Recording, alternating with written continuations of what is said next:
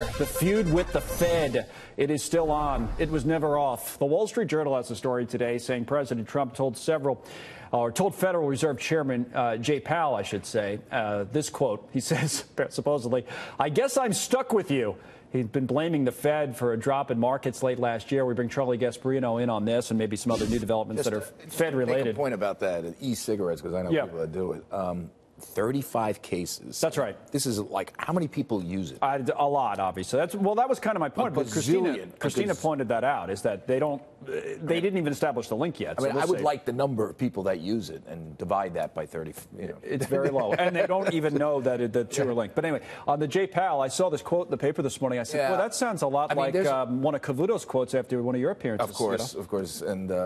And he regrets it every day. But that's some quote, though. I guess I'm stuck with you. Yeah, and that's what you said to me as soon as I sat down. I mean, here's what I would say.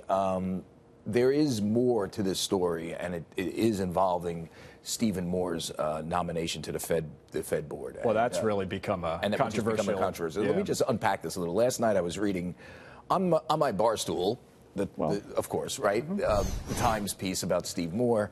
Having these issues with his ex-wife. You can go back and read it. Steve's a friend of mine. I'm not saying that, I'm not drawing conclusions. It was about alimony payments, correct? But I started making calls to conservatives, conservative activists, economists that I know in the conservative movement, supply-siders, and they said this. They were saying two things. Trump is still supporting him, but two, they give it a 50, his chance of getting nominated. Being confirmed to the Federal Reserve Board of Governors. Okay. A 50-50 chance. Which isn't great. No. And and three, they're worried about Mitch McConnell pulling the plug on it. They are worried about this. But why do you think the two stories are linked? And one other thing. Okay. They're worried about him pulling the plug, and so they're going to mobilize. There's going to be some pressure put on by to defend folks. him. And I would think you'd see guys like Art Laffer out there, and my good friend Larry Kudlow. Listen, I know all these guys. I'm friends with we have Art on after the bell today, so I'll ask him about it. But it's interesting because you think they're linked. In other words, that the president's more likely to fight for Moore because he doesn't like Powell, I think so. And that's the impression that the conservatives, economist types, club for the clubs that Larry Kudlow is part of. And talk to David Malpass. I mean, there's a whole crew of them. They would say that President Trump looks at Steve Moore as a counterweight to Powell. That Powell, I never thought Jerome Powell was a hawk. There were much more hawks that were up for that job. Kevin Warsh, in particular. Well, that's the guy supposedly that the president now thinks he should have appointed. Well, I don't know. He's more hawkish than Powell.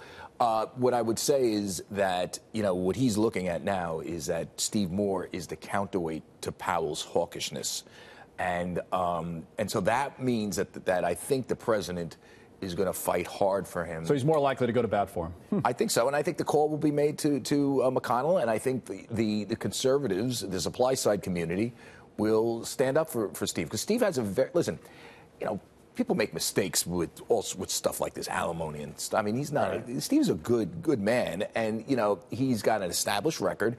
And by the way, if you're saying he's made mistakes in life or with calling economic calls, you tell me Ben Bernanke never made a mistake? I mean, that's been the other criticism. He's been getting away from all these. He was right. You tell me Alan Greenspan didn't set the seeds for the financial crisis? Right, no, I'm not saying that, but that's been the other criticism, not just his own financial dealings on a personal level. It's that hey, he hasn't been a great economist. He's not a PhD. His calls have been wrong. Larry Summers, when he was, I think, Treasury Secretary, helped push through something known as Glass-Steagall that allowed big banks to merge with securities firms, and that is one of the reasons why we had a financial crisis. How did that one work out? Yeah, I'm just saying that. I get you. Everybody makes mistakes. Steve is a smart guy. He's a supply sider, and I think the supply side community, and I think you should talk to Laffer about this today. Yeah, he's on today.